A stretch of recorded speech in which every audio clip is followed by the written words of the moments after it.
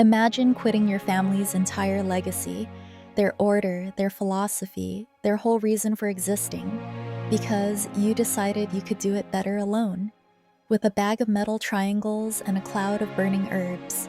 That is Akali's story, and it is so much weirder than you think. She abandoned the Kinku order and her title of the Fist of Shadow, and now she strikes alone, pledging to defend Ionia from its enemies one kill at a time. That is the official one-liner. But the actual story behind how she got there involves a centuries-old lightning tutor who failed spectacularly, a smoke bomb that once broke the laws of reality, and a coping mechanism that involves eating noodles until it physically hurts. And there is one detail buried at the very end of this video that almost nobody who plays her actually knows.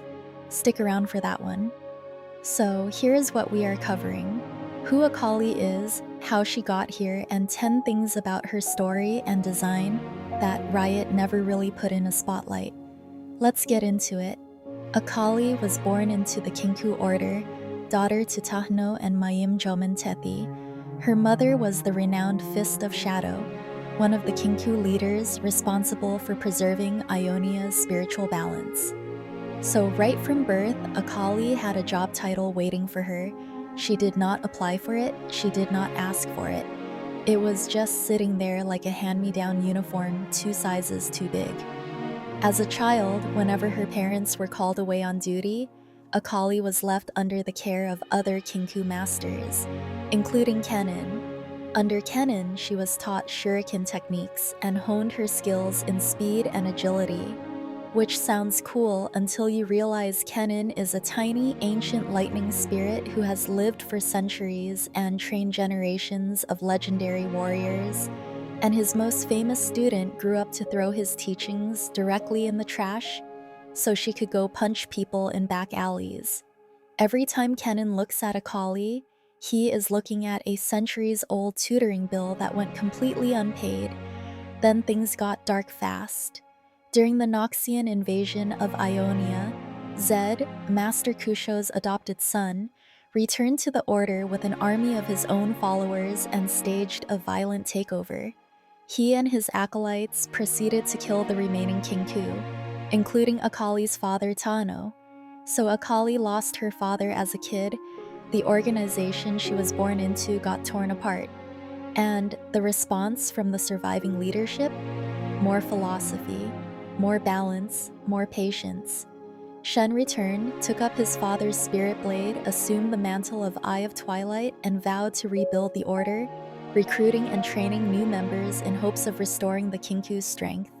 And his teaching style, according to the lore, was essentially putting Akali through endless hours of philosophical lectures, ancient poems about cosmic symmetry, and a framework called the Great Pruning, and the Tree of Balance. Shen was not a bad person, he was just the most boring man in the universe. Akali did not rebel because she wanted to be dark and edgy.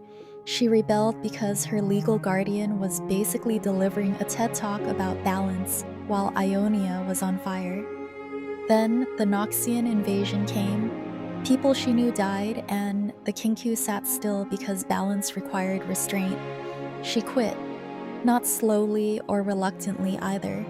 Akali walked out of the Order with her weapons and her anger and never looked back, rejecting the philosophy that required inaction while Ionia bled.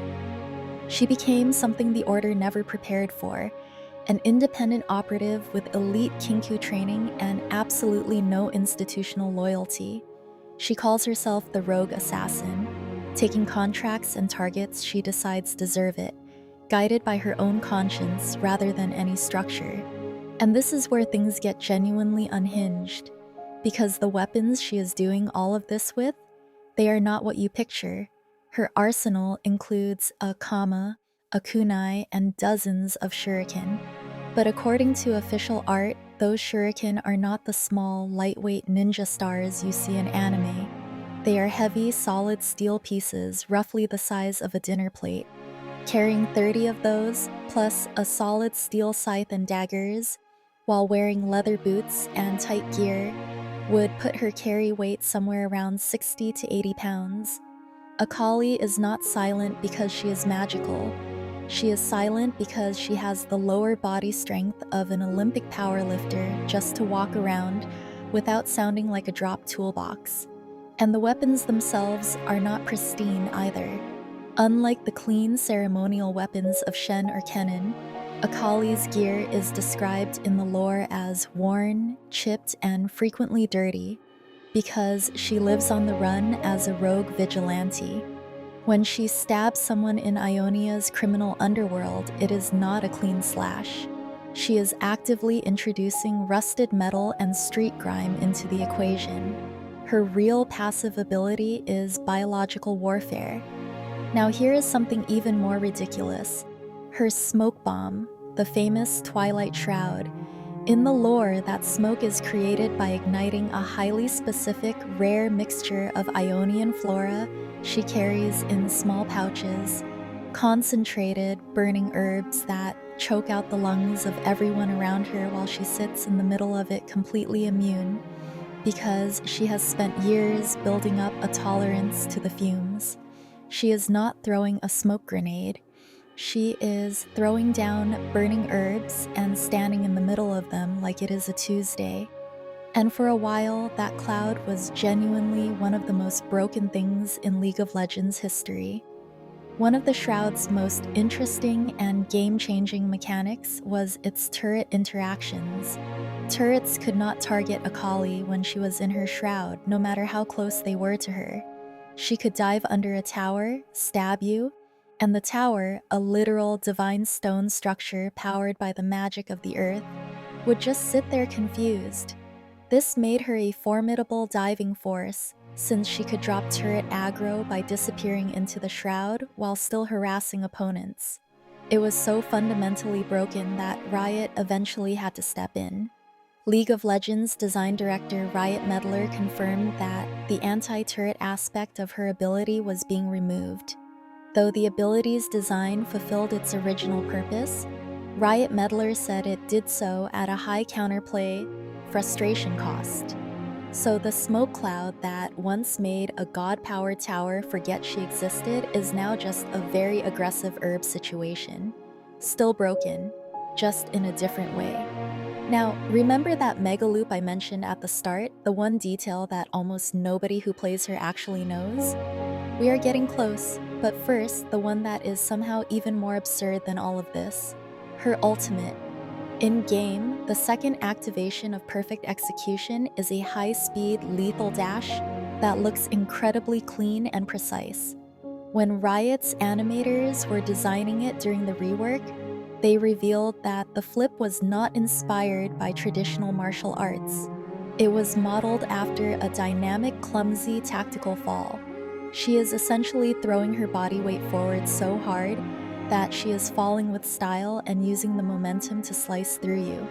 The most iconic move in her kit is a controlled trip at Mach 2. And then there is the tattoo. Akali's back is covered in a massive dragon tattoo that stretches from her shoulders to her thighs. In Ionian culture, these tattoos are done with traditional hand-poke bamboo needles, a process that takes hundreds of hours of raw, sustained pain. Akali got this massive piece done while she was still a young teenager.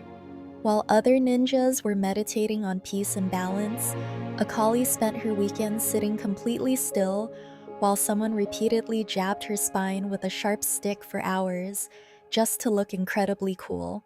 Her pain tolerance is not exceptional, it is borderline sociopathic. And speaking of processing things in unconventional ways, the lore detail that hits different once you know it. In the official Riot novella, The Bow and the Kunai, after Akali suffers massive emotional trauma from leaving her family and the violence that comes with her new life, her immediate coping mechanism is visiting a favorite noodle shop run by an old woman named Kamama. She does not just eat, she eats to a point of physical pain as an emotional grounding technique. Your favorite rogue assassin's main strategy for processing trauma is stress eating giant bowls of beef noodles in public until it hurts. That is the lore, that is canonical.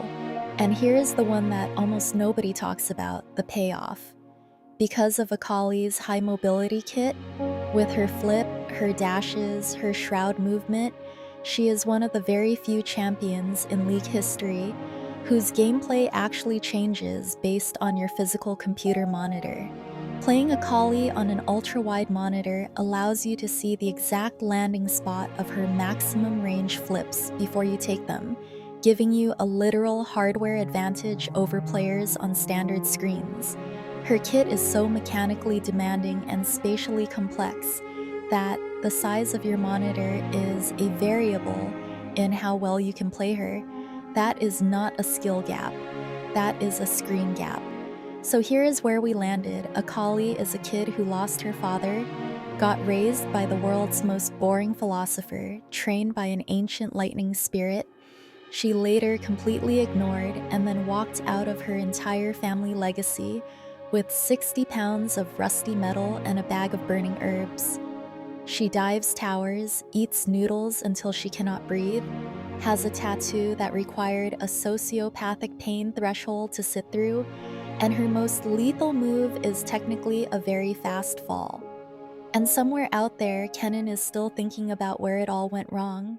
If you want to know more about the other champions in Ionia whose stories are just as chaotic, there is a video on this channel that goes deep on exactly that. Drop a comment telling me which champion's lore you want covered next, because the algorithm loves that, and honestly, so do I. Subscribe if you want more of this, because we are just getting started.